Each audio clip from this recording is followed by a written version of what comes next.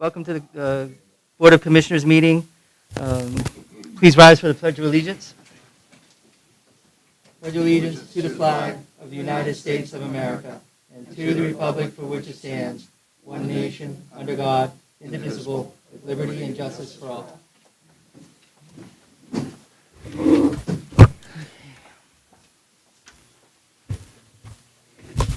First item is to approve the minutes of our previous meeting. Move to approve the minutes. I'll second. And after being properly moved in second, and all those in favor signify by stating aye. Aye. Aye. Next item is to approve the bills. Okay, general fund, $614,493.58. Liquid fuels fund, $11,217.94. Hazardous materials, $22.41. 911 fund, $9,733.84. Communities Development Block Grant, $139,725.77. Domestic Relations, $3,219.47.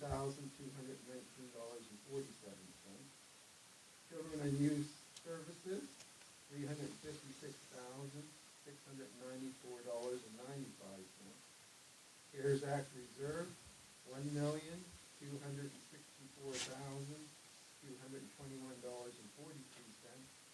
giving us a grand total of $2,399,329.38.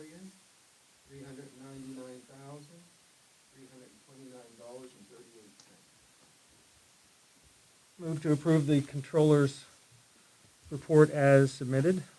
Second. All right, after being properly moved in second, and all those in favor signify by stating aye. Aye. Aye. Oh, Yeah. Due to the election, yeah, we won't have a meeting or a workshop, yeah. Yeah, all the, like utilities and things that normally, and things that occur. Do you need a motion to that effect? I'll move that we pay the bills through the time period covered by the meeting that we will not be able to have because of the election. I'll second the motion. All right, after being properly moved in second, all those in favor signify by stating aye. Aye. Aye.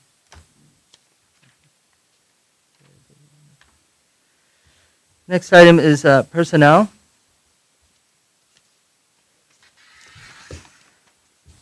Under new hires, we have a DC2 at the Register Recorder, effective 10/19/2020. New hire is Conference Officer for DRO, effective 10/20/2020. Under separations/retirements, we have the Law Librarian Court Administration, effective 10/20/2020. And we have a Conference Officer DRO, effective 10/30/2020. And also a Department 2 Clerk at Veterans Affairs, effective as of yesterday. Right.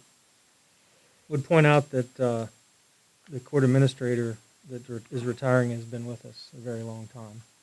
Harold Meese? Yes. Yeah.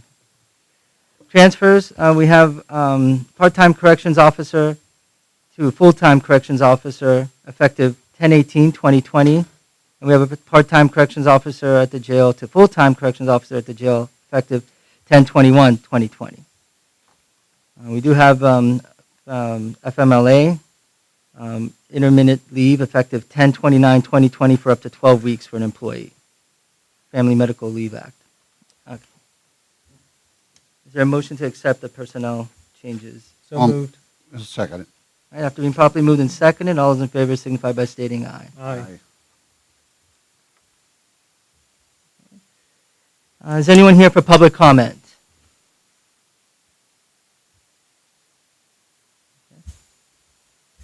We don't have anything under old business. Under new business, we have proclaimed November as National Adoption Month. We do have Shannon Kelly here to shed more into this, share more information. I'm sorry. Thank you for having me. So November is National Adoption Month, so we always would like to take this time to recognize it. And then also to talk about what we as Namath are doing to support adoptions in our area. Typically, we have had a matching event held in Central County for the last several years, but due to obviously COVID and restrictions, we have not planned that event. However, we do want to encourage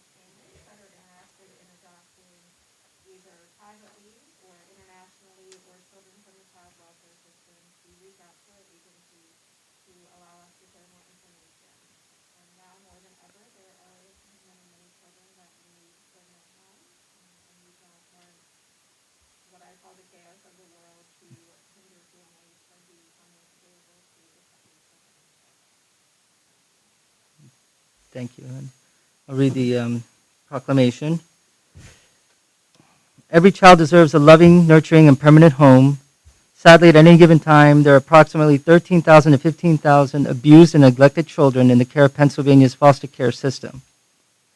These children are not newborns that most people picture when they think of adoption. Generally, they are older boys and girls and teenagers who often have unique medical, psychological, or physical needs. Each year, hundreds of youth age out of Pennsylvania's foster care system due to unknown circumstances. There are nearly 5,000 children with the goal of adoption in Pennsylvania. Whereas upon adoption is a permanency plan for approximately 5,000 children in Pennsylvania, whereas these children need extra patience and support to help them overcome previous hardships, whereas children waiting for adoptive parents and families who have adopted these children require and deserve community and public agency support. Now, therefore, we as the Commissioners of Clearfield County in Pennsylvania do hereby proclaim November as National Adoption Month. Is there a motion to accept November as National Adoption Month? I move that we proclaim November as National Adoption Month in Clearfield County. I'll second the motion. All right, after being properly moved and seconded, all those in favor signify by stating aye. Aye. Shannon, you're not going to get away without a picture, so. Well, okay. Okay.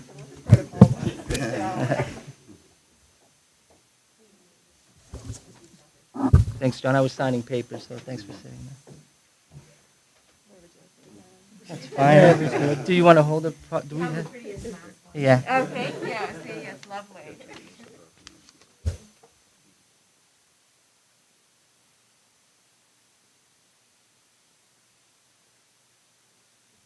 I didn't realize you can't see that. Did we give you one? Or no? I'm sorry. Did we give you one? Or no? Oh wait, you have to sign it right there. There's another one there too, Dave. Yeah. All right. Alrighty. And item number 2. Thank you. Thank you. Thank you. We're moving on to item number 2. Is proclaim November 8th, 2020 as Parents Teacher Day. And we do have Christina Woodall here. Right? Hi. Parents as Teachers is a national evidence-based early childhood home visiting program. Children's Aid Society just started this program last year. We are running on a grant. Parents as Teachers is a program that promotes parents as being their first and most important teacher in their child's life.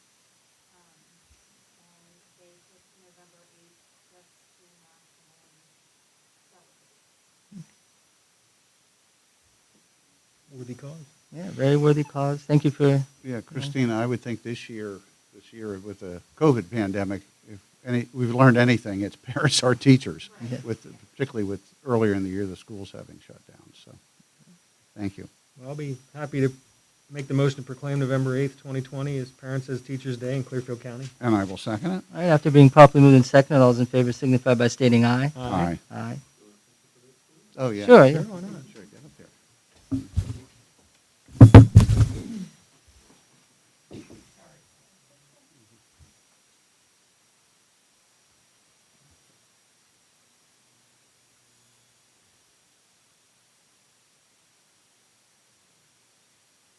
Thank you. Thank you very much. You guys didn't ride together, did you? I think you ride this Yeah. I mean, as always, you're more than welcome to stay, but we understand if you have a busy day. And Mhm. Moving on, number 3, consider the 2020 CDBG application, and we do have our planning specialist, Lisa Kowalik, here. This year, our CDBG application, the non-entitlement funding in the amount of $268,448, which you guys will have. The allocation is going to Houston Township Water Authority. Once again, Houston Township is under consent order for the water loss that they've been having. They buy their water from Jay Township. $221,768 will help with improvements under the poor conditions of the water line, so we'll be replacing the water lines up there. We'll be actually revitalizing the tank, which they have a glass lining in it, but it does need some revitalization and some securing underneath the glass tank.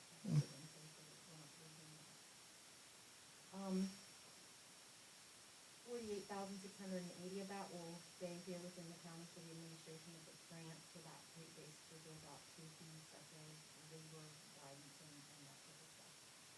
Clearfield County will also, on behalf of Clearfield Borough, allocate $94,698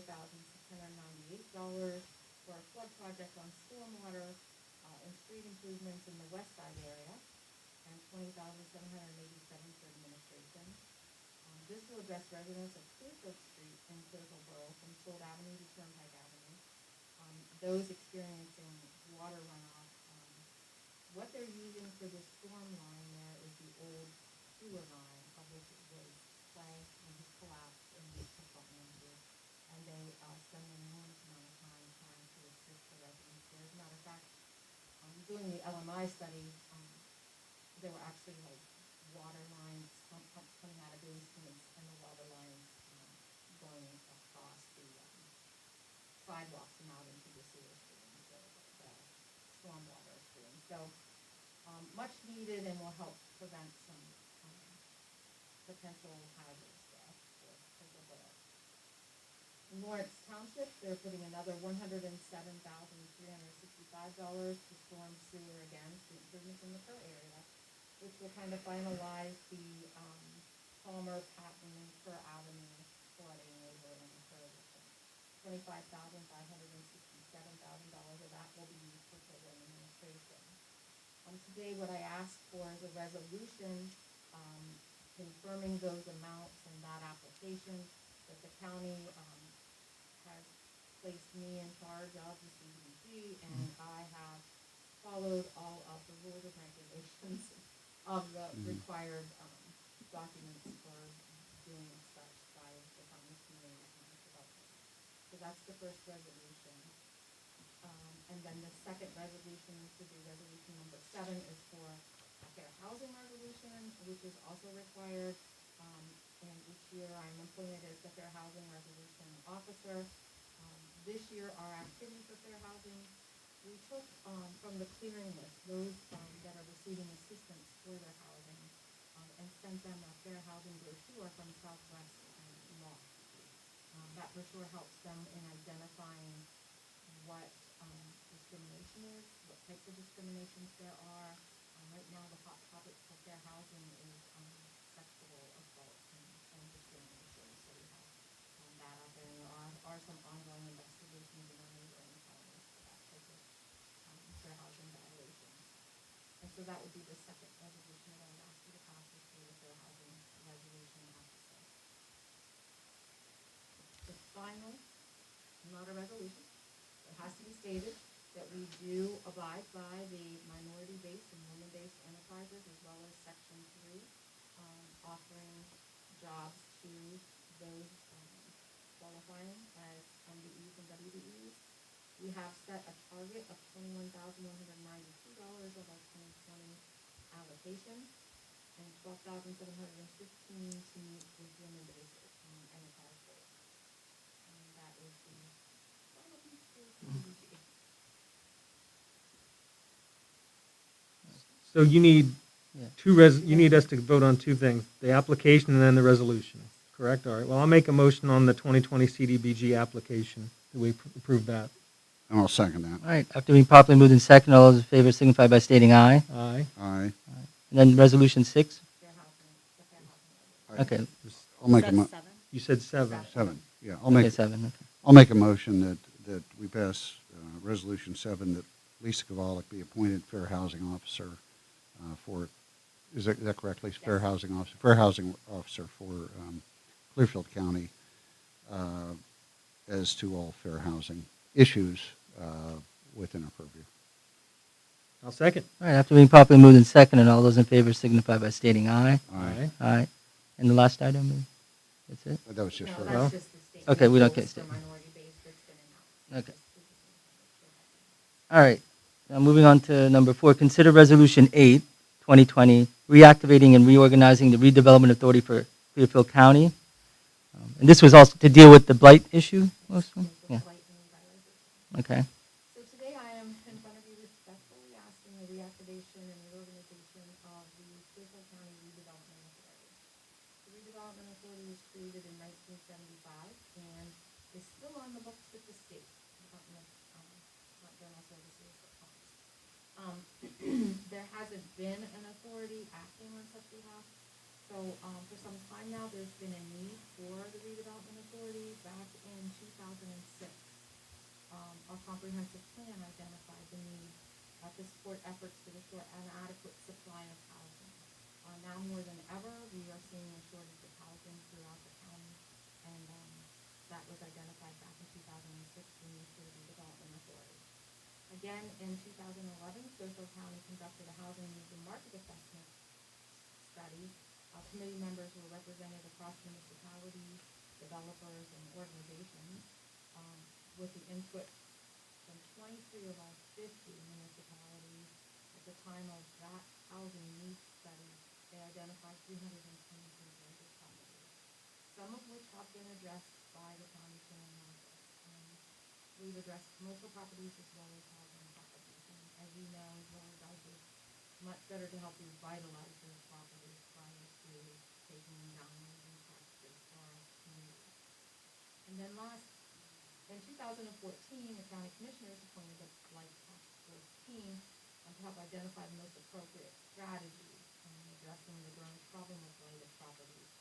The task force identified moderate recommendations to address blight, calling for additional work to be completed, like capturing data on properties that are at risk of becoming blighted in the near future, which is a terrific method for identifying and preventing blight.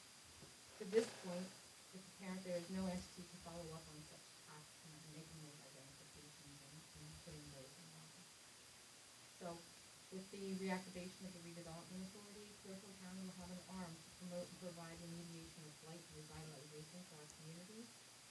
This authority will address community revitalization and development holistically, addressing the much-needed infrastructure, redevelopment of housing, and commercial properties.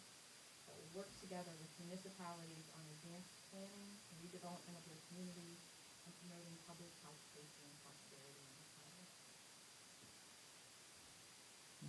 Well, Lisa, we want to thank you for doing all the work that you've done, speaking for the Board of Commissioners, and I'm sure we all feel this way, that we're really excited going into the future because we feel, most municipalities in the county obviously, don't have their own redevelopment authorities. Most municipalities in the county are fighting blight, but because of a decreasing tax base and all other issues faced by so many communities in central Pennsylvania, in rural Pennsylvania, they really don't have the financial ability to deal directly with the blight, much to their distress and the distress of the citizens. And this now steps into the gap, and in working with most of our local communities, I think the county is going to be able to work with our local municipalities as far as dealing with a very significant problem throughout the county. So we're really looking forward to seeing what the Redevelopment Authority accomplishes in the future if we vote to reactivate, which I suspect we will. But so, thank you. New challenge for you. I can't think of anybody better suited to take this on. So. I'll make a motion to adopt Resolution 8-2020 to reactivate and reorganize the Redevelopment Authority. And I will second that. Right, after being properly moved and seconded, all those in favor signify by stating aye. Aye. Aye.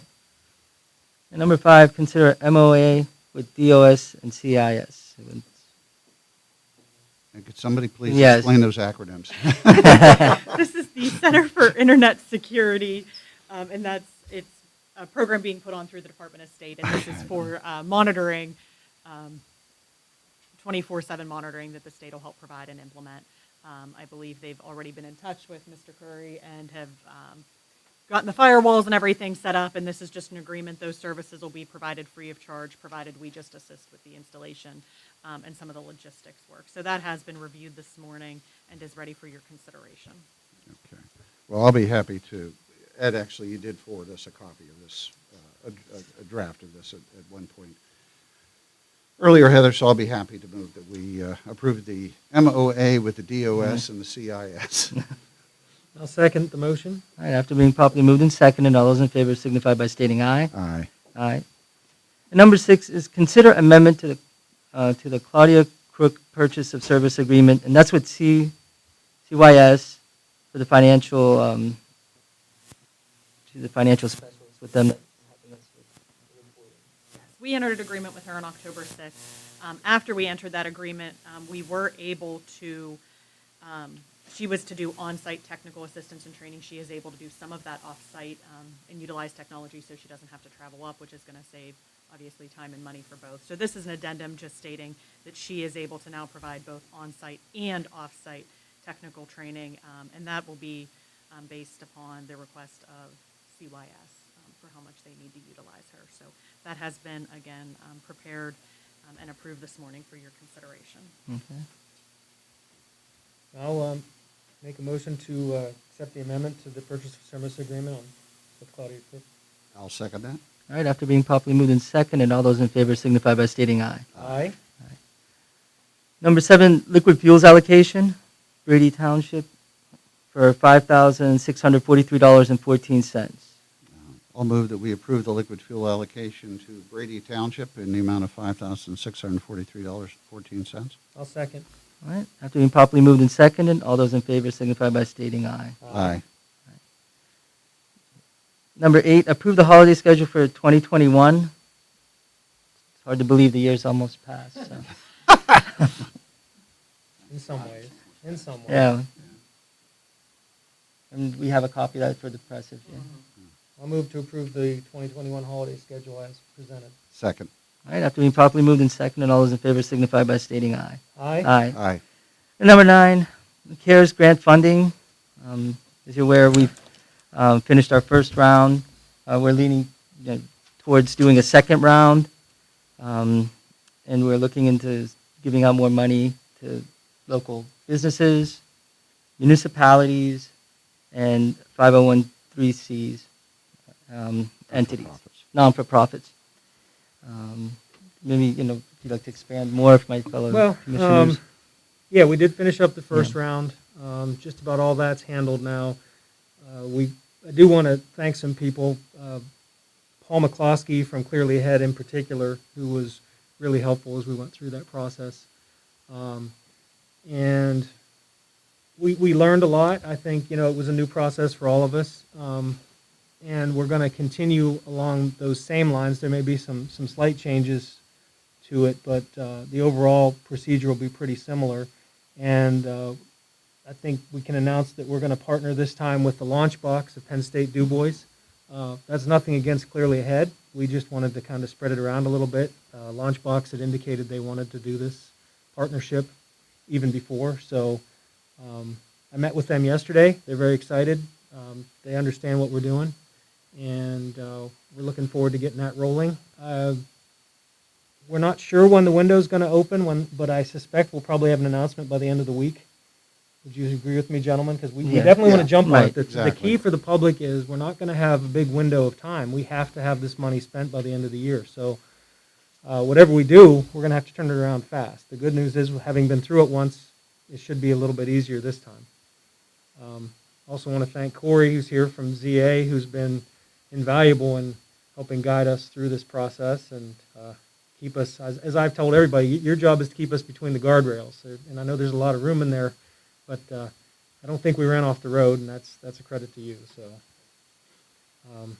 that's really all we know right now. There'll be a lot more specifics coming out, and we will have a press release that we'll put together once we get the portal up and running. Right.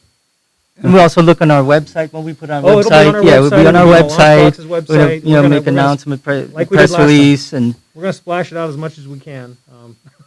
So be on the lookout. And we have with us today Dave Mitchell, attorney from Campbell, Durant, and Beatty.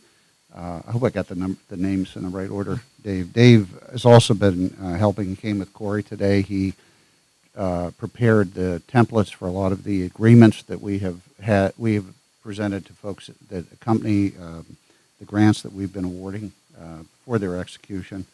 And he will continue to give us assistance in our second round if need be.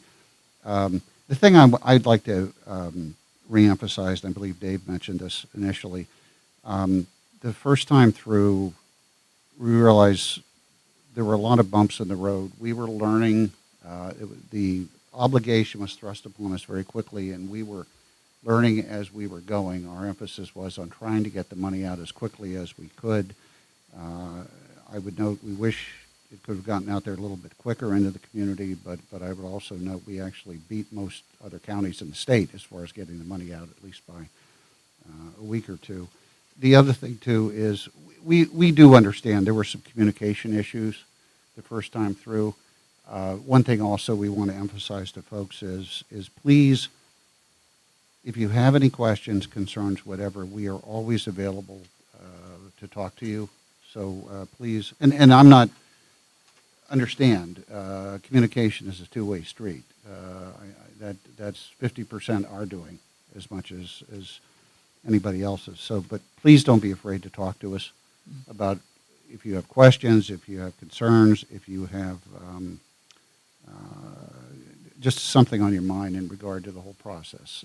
The second time through, we do anticipate it should be smoother, should go more quickly as far as the processing aspect of it, because now we know so much more about what we need to do and how to do it that we didn't know the first time through. So please, community, we're very, very interested in working with you. Just please work with us. That's the only thing we're asking. And thank you. We also stop and pause and do from time to time, all three of us do remind each other that this has been a very, very tough year for everyone involved in all aspects of our local community. So we do realize that, and we are trying to take that into account. And we actually want to thank the local community for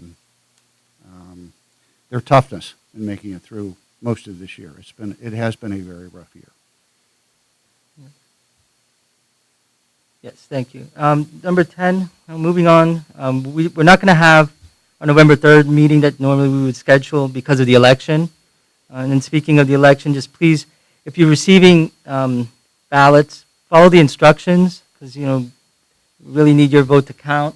Read over, sign the paperwork, put it in the secrecy envelope. Secrecy envelope, that's yeah, the it's most a big important one, thing. yes. That's the most Make sure that important you put that in the secrecy envelope, very important. And then signing the letter when you return it and dating it, very important. We want your vote to count. We're doing everything on our end. We're getting a lot of the ballots back. We want to make sure that they're in a very secure place. We lock them, and everything is fine, and everything is going to be up to standard and code.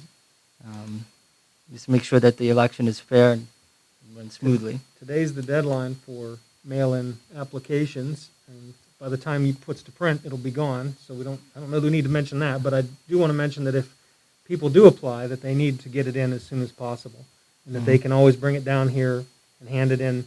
You can't hand in anybody else's, but you can hand in your own, and a lot of people have been doing that. So, and other than that, all the precincts will be open on the 3rd. Anything from the solicitor? Nothing additional this morning. Motion to adjourn? Did you have anything you wanted to say or not about? I would just add, I think, on to John's point, as you've been going through this, you've done this in an environment where the rules are changing every month too. And I think the rule changes are actually clarifying that your methodology is very good. So, as seen in the last question. Yeah, that was good. That actually was good to see, I have to say. Yeah. So, Yeah, you talk about batting in the dark sometimes. Yeah. Yeah. And everybody, like John said, there's never been this amount of money that's been asked to get onto the street this quickly. and there was no way to do it to make Regulations, so. there was no way to do it to make everyone happy, no matter what choice we made. It's a lot like a close call at first base as an umpire. Whatever call you make, somebody's going to be upset, and we understand that. We wish it was different, but that's the way it is. Oh, one thing I did wish to say, I'm sorry, guys, unless you covered it, David, if you did cut me off, is when we do have the announcement, folks, everyone, people, obviously, we're always, if there is anyone out there that has not applied for funds, obviously we want to encourage those individuals and entities to apply for the money, because we are trying to get it out as far as we can into the community. But I also want to say, if someone has applied and was turned down, you are welcome to reapply. That you're not excluded. the one thing I want to emphasize again is, as we review the applications, we don't want to make any promises to people. That's the one thing, though. Obviously, we will do our best, but sometimes the numbers just don't work, no matter what we do. So, but we'll certainly try. Is there a motion to adjourn? So moved. Second. All right, after being properly moved and seconded, all those in favor signify by stating aye. Aye. Aye.